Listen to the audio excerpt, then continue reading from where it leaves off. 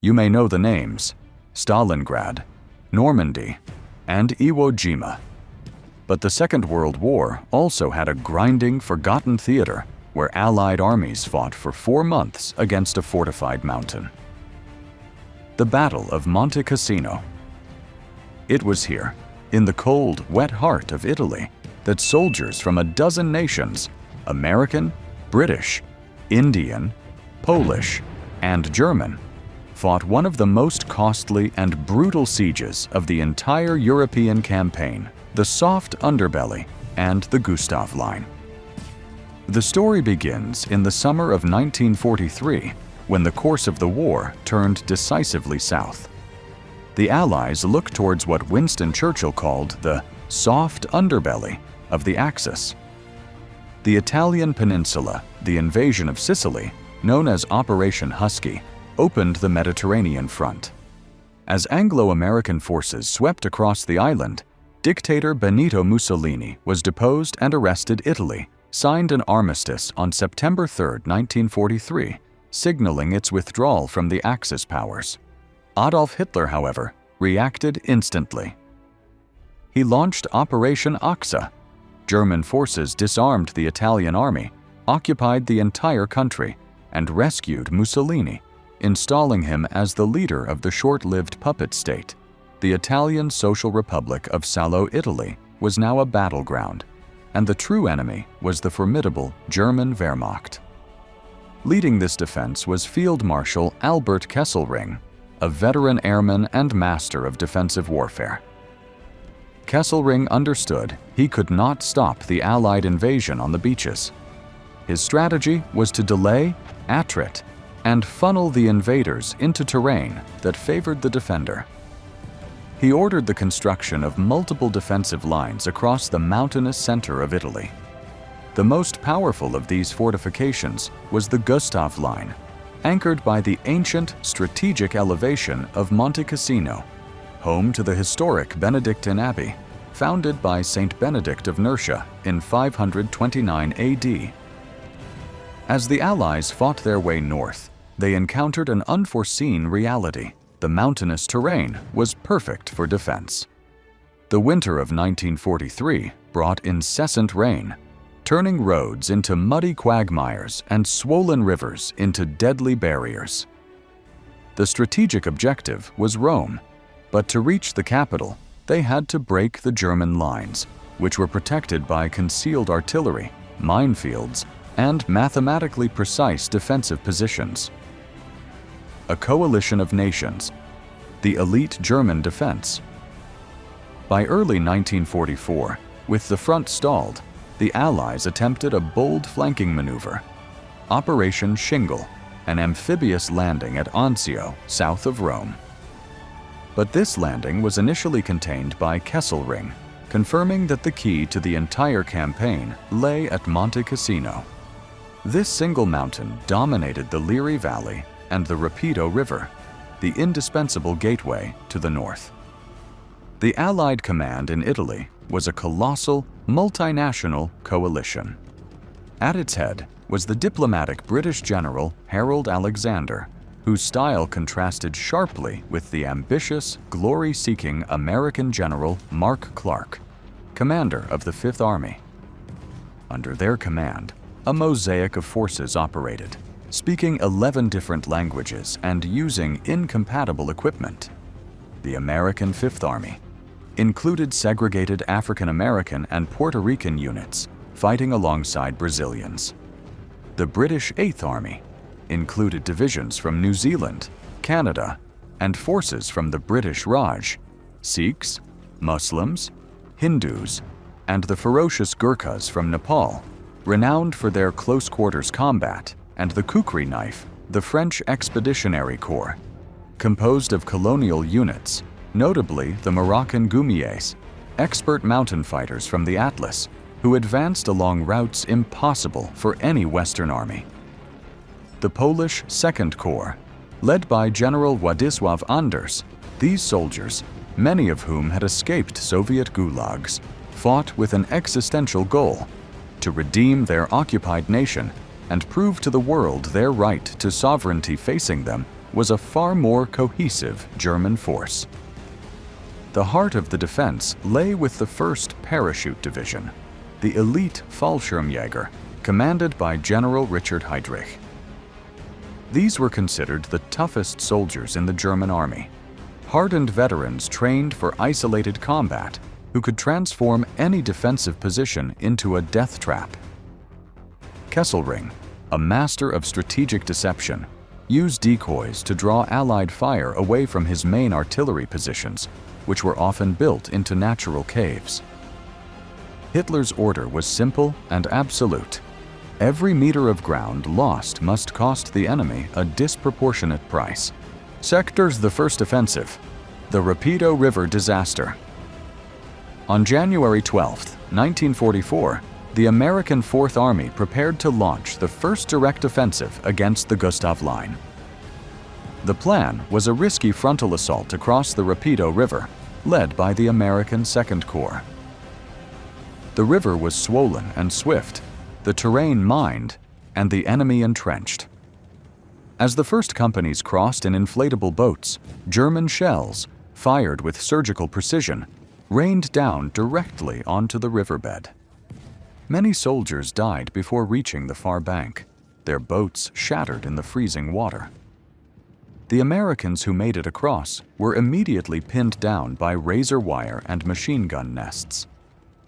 The attack was anticipated by the Wehrmacht. Kesselring had reinforced every crossing point, turning the Rapido into a killing zone. General Clark, under immense pressure to draw German reserves away from the Anzio landing, ordered the attack to continue at all costs. But the cost was brutal. Allied intelligence had severely underestimated the German preparation. The defensive positions were interconnected by tunnels carved into the limestone rock. Crossfire from machine guns on the flanks created a deadly barrier. The river turned red. On January 23rd, the exhausted survivors of the American Second Corps withdrew. The offensive had failed, with the 36th Infantry Division losing almost 50% of its personnel. The Rapido River crossing was declared one of the bloodiest and most futile operations of the European front. The terrain remained firmly in German hands. The dilemma? Art or strategy? After the American failure, the focus shifted entirely to the abbey itself, perched 500 meters high. The monastery of Monte Cassino was a symbol of 1,400 years of Western civilization. Field Marshal Kesselring publicly swore that the German army would not use the monastery for military purposes, maintaining an exclusion zone around it to avoid international outcry. The Benedictine monks remained inside, trying to preserve priceless manuscripts and relics. However, Allied observers reported suspicious movements on the abbey's terraces. General Bernhard Freyberg, who took command after the American failure, became convinced that the monastery served as a vital German observation post. He requested authorization to bomb it. The question became an ethical and political powder keg. Was it justifiable to destroy a religious monument of incalculable value in the name of modern warfare? Abbot Diamare, the monastery's leader, repeatedly assured the Allies that no German troops were inside. But Freyberg insisted that the mere possibility of observation was enough to justify its destruction. Finally, under immense tactical pressure, General Alexander authorized the attack, noting that while there was no conclusive evidence of German occupation, the destruction would eliminate a potential enemy refuge. The order was signed on the night of February 14, 1944. The bombing and the new fortress. On the morning of February 15th, the sky over the Liri Valley darkened with the silhouette of over 250 heavy bombers, including B-17 flying fortresses. Between 9:45 a.m. and 1:30 p.m., over 1,400 tons of bombs were dropped on Monte Cassino. The abbey, which had resisted centuries of warfare and earthquakes, could not withstand the aerial fury of the 20th century.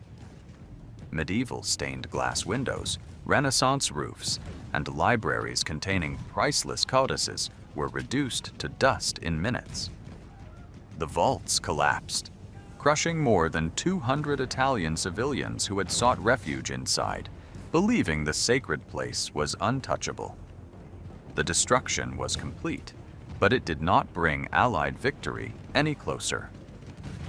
In a twist of tactical irony, as soon as the last plane left, the German Fallschirmjäger rushed into the ruins. They knew that thick stone rubble was much easier to defend than intact walls. They converted the collapsed crypts and semi-buried corridors into perfect firing positions.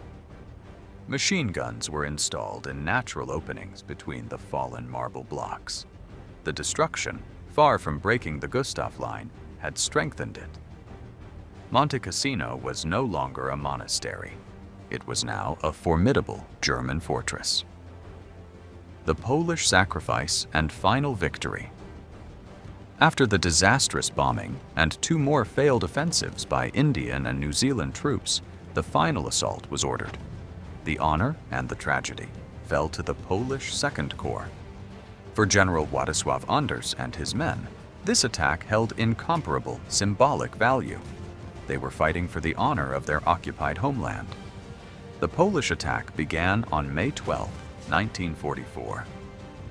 They scaled the hill through intense machine gun and mortar fire.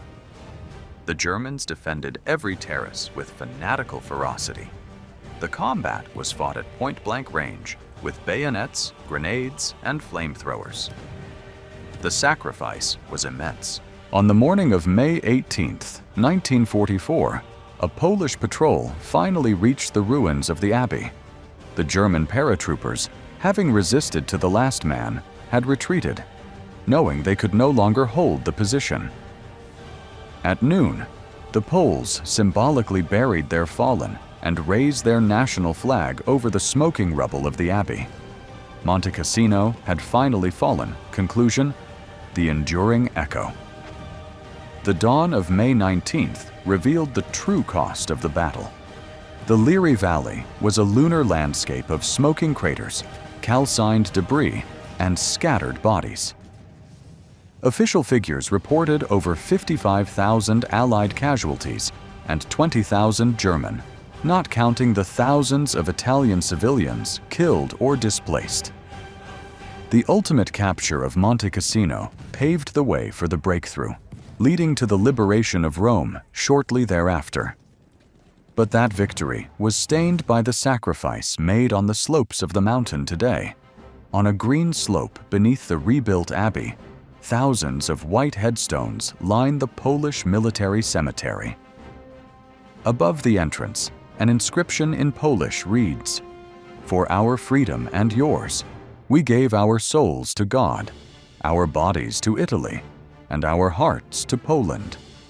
The smoke has long since cleared, and the cannons have fallen silent. Yet Monte Cassino remains a powerful and permanent reminder of the immense cost, both human and cultural, paid during a war in which every meter of ground was taken by blood, transforming a sacred, ancient place into a symbol of destruction, resistance, and enduring honor.